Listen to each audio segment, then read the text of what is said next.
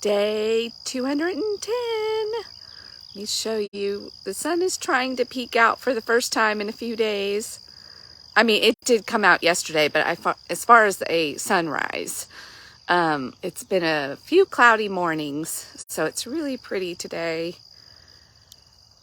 We've had a lot of rain in this part of the country. Praying for those in the eastern part of our state in Kentucky that are, having a rough go of it, to say the least, with flooding. Mark chapter 13 this morning. This is an apocalyptic chapter.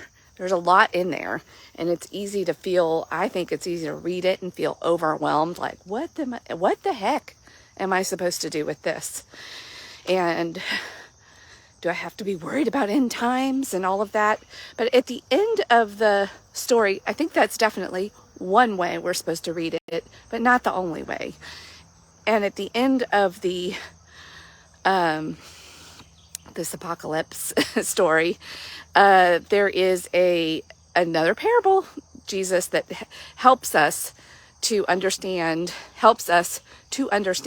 how we are supposed to understand it for our daily lives.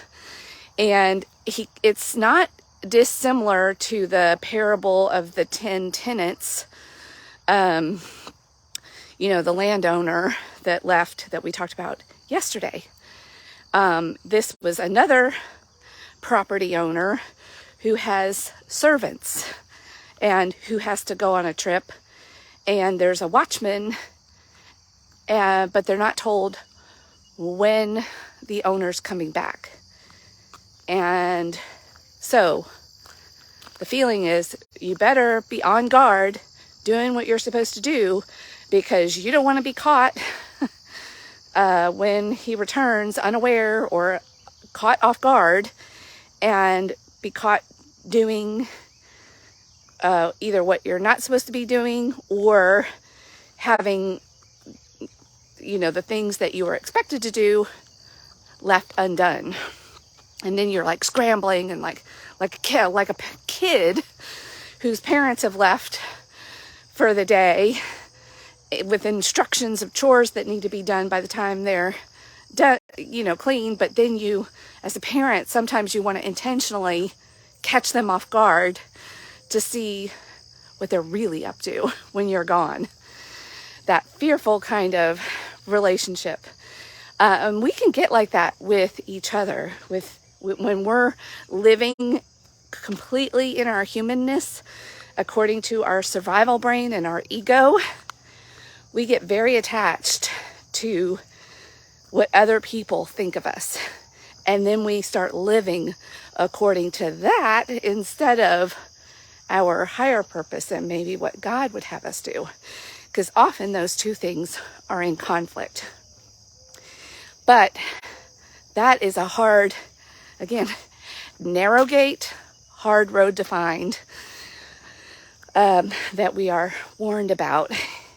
And I am like a recovering people pleaser. I need to start a group for that. Which actually caused me to seek over drinking, overeating as a relief from this trying to please other people, living this way as a people pleaser. We need a 12-step program for people pleasers. Anyway, there is actually, it's called Al-Anon.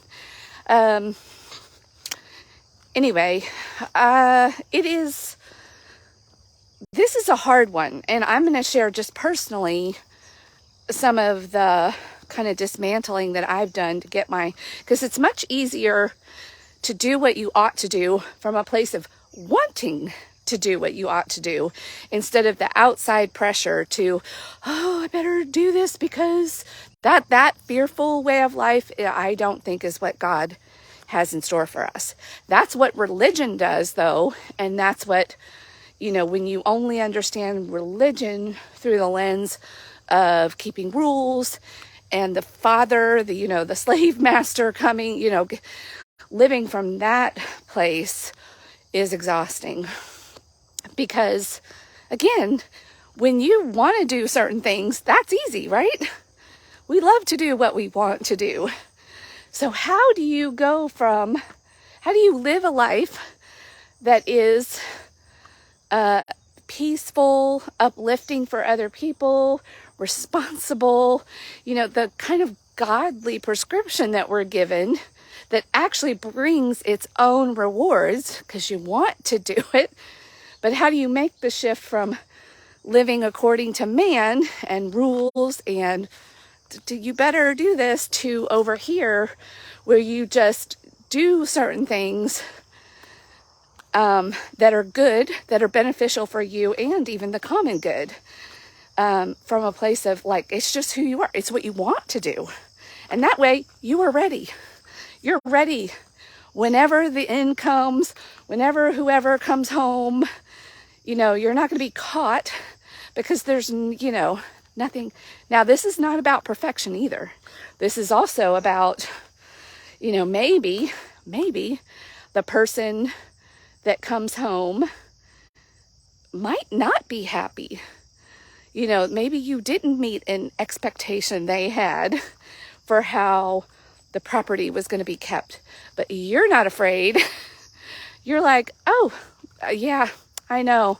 But you have confidence knowing that you took care of the main things, even if it doesn't make the other person happy with exactly the way they would have it done according to their own ego and whatnot. Hey, good morning.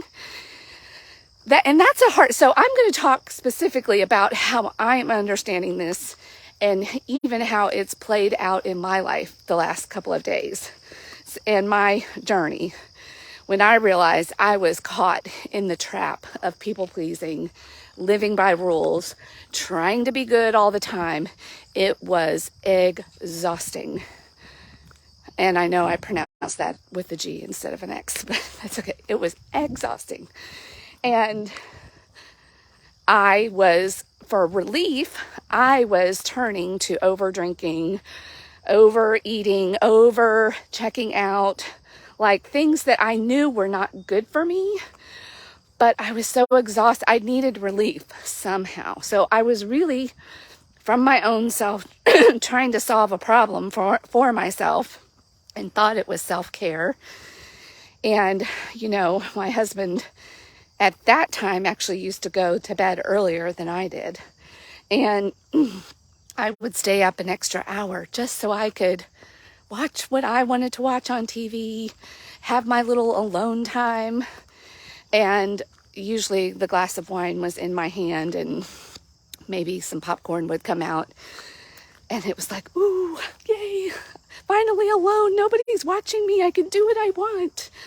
But it wasn't good for me. And I was watching myself going, and then waking up in the morning too with the consequences of salt and dehydration from wine, going, this isn't what I want. So I was watching myself, but at the same time, I was so busy trying to people please, keep the house a certain way, keep the kids happy, go to my Bible studies. So hopefully I would keep my church people happy, like if just in case they were watching and even thinking about me, which they weren't, but I was trying to live according to what I thought the world and certain communities and the roles I was in expected of me. But it was really me putting those expectations on me. And so I'm going to try to say this really carefully because I love my husband. He is my best friend. We've been together since we were 18 years old. We have grown up together. But he likes things a certain way. He is one of those quote unquote neat freaks. I am not. No, I am not. When I am left to my own devices, clutter just happens because, I'm so busy thinking about like big worldly things. Like a little clutter doesn't bother me. That's just the way I'm wired. It's not good or bad. And he is not wired that way. He's very much in the moment, take care of my house, take care of my family, take care, like he is like, if his outside world is in good order, that affects his internal world. Mine does not quite, mine, that relationship is not there for me. Not that I like a mess, don't get me wrong. So, but that was part of my exhaustion. That's a codependent relationship. That's people pleasing, which leads to codependency, and that I couldn't be happy unless he was happy, which meant really pretzeling myself, and even with the kids and Bible studies and churches and all these things I was trying to be and do, to be good girl. And it was exhausting because it wasn't coming from a place of me wanting to be that way. I mean, I wanted to be good and I wanted to be liked, but I didn't necessarily want to go around exhausting myself in this way, but I didn't know another way. And I really had convinced myself, if everybody else is happy and I'm liked and, you know, the world is at peace, then I'm happy. But I was kind of fooling myself because the evidence of some of the coping strategies that I was using was evidence of that.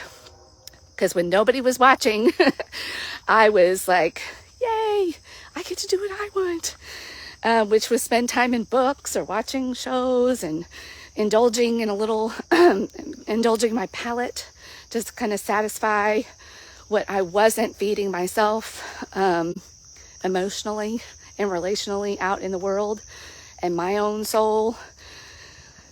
And so when I kind of started to put all of that down, it got a little messy for a little while. It was like, wait a minute, I thought we were doing things this way. And I was like, nope, I'm not playing that game anymore. Because we get in relational habits like that and patterns.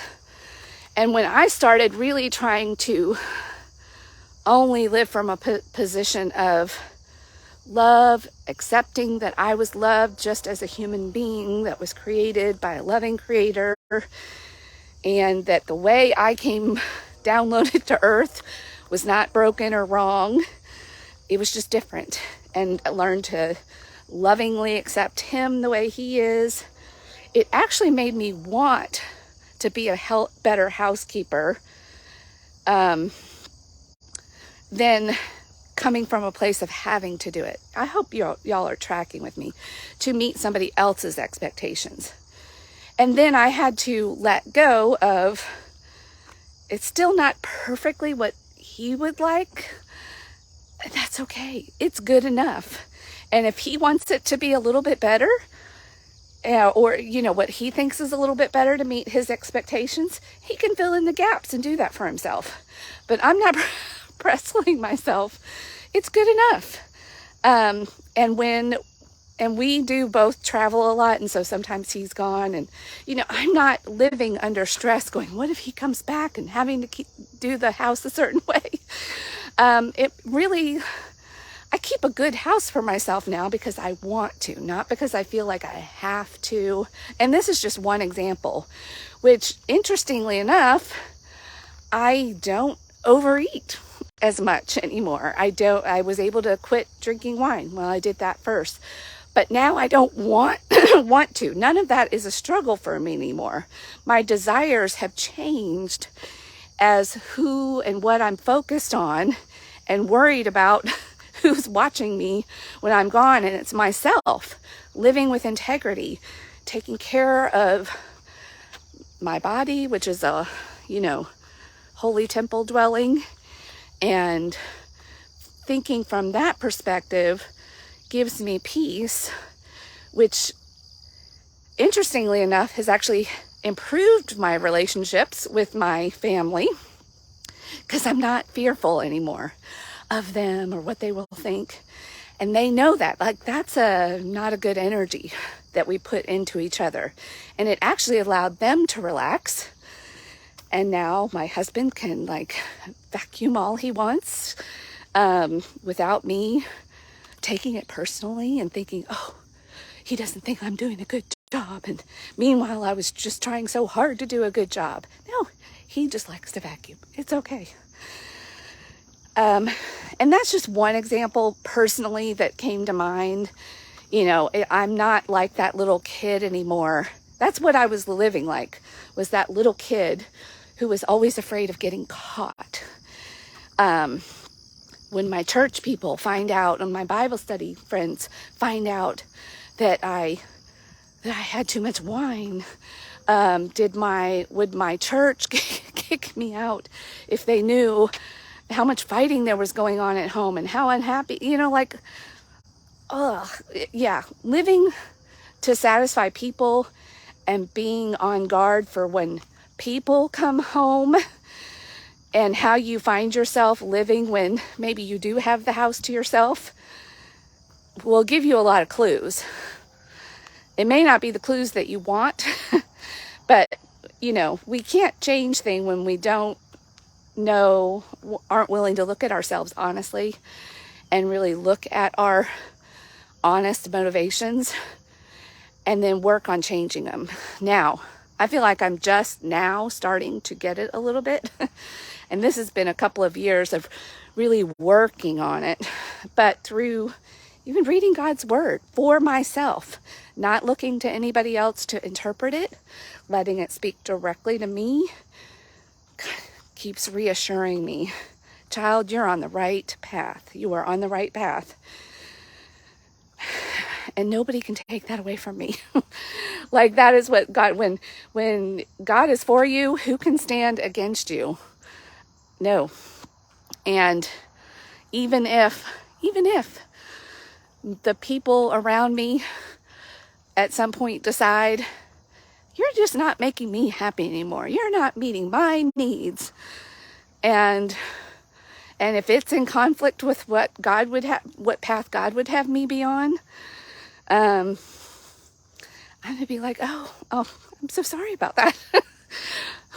How can I support you? How can we meet in the middle? I'm not going to be afraid and threatened and living from a place of fear of any other human, or I'm trying not to be. I am human. So that is part of what we have to do, even in watching ourselves and being on guard daily, dying to ourselves, going back to the word, the truth, remembering who we are because of whose we are. I don't belong to another human. And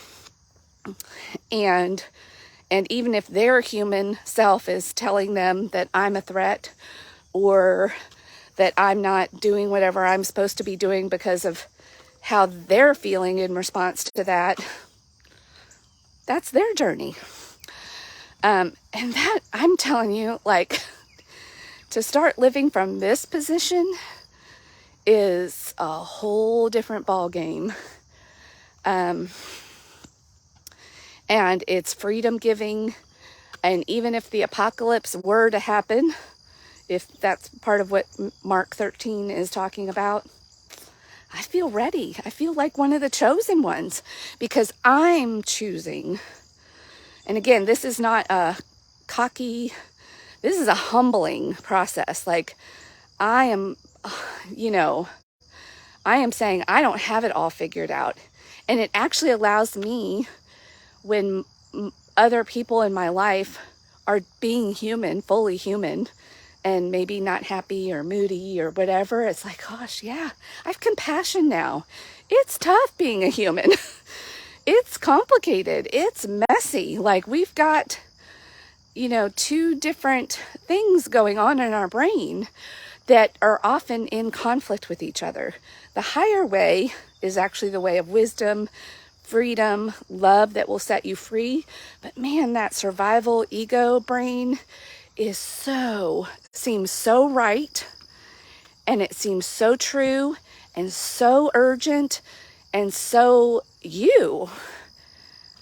And to learn how to quell that voice, reassure that voice, and say, hey, it's okay. Be your own parent.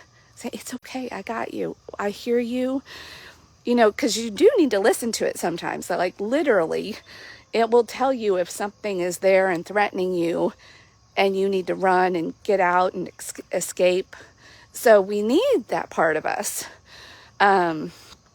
But living at peace within yourself is worth the work, and it really does change your desires, because you're more intrinsically and self-motivated to do things that not only take care of your body, but take care of your world and the people that you love. So it's really for our good and for the common good. But it takes time. And not everybody's going to like that. You spend your time that way. Especially when they see you doing it. It may be threatening. It may be judged. But you have to reassure them through your own behavior and through being and showing up differently, and allow that process to unfold. And they will be reassured. Oh, this is good for me. Wow, she's even better to live with now. We don't have this, if you're in a situation where you're walking on eggshells, you can start sweeping those eggshells up. Because that is the ego. Ego. That is the ego that constantly is getting and leaving little pieces on the ground that we've all got to tiptoe around. Oh, I'm so glad to have the eggshells out of my life. And anyway, I hope this made sense. I hope it was helpful. I know it was helpful for me to really think about this and really think about who are you when no one's watching, and who is it that you're focused on as the watcher. And if it's other people, it's time to maybe change your focus and live from a place of love and acceptance, which will change you from the inside out, versus constantly trying to change our inside from the outside. That never works, and that's exhausting. All right, have a great day wherever you are, and say some prayers for our folks in Eastern Kentucky. Even if it, excuse me, it's the end of July in 2022 right now. So even if you happen to be watching this 2 years from now, God is not limited by time and space. He lives outside of those things. And I believe our prayers can be effective even across decades. They're time traveling and space traveling. So anyway, have a great day. Bye.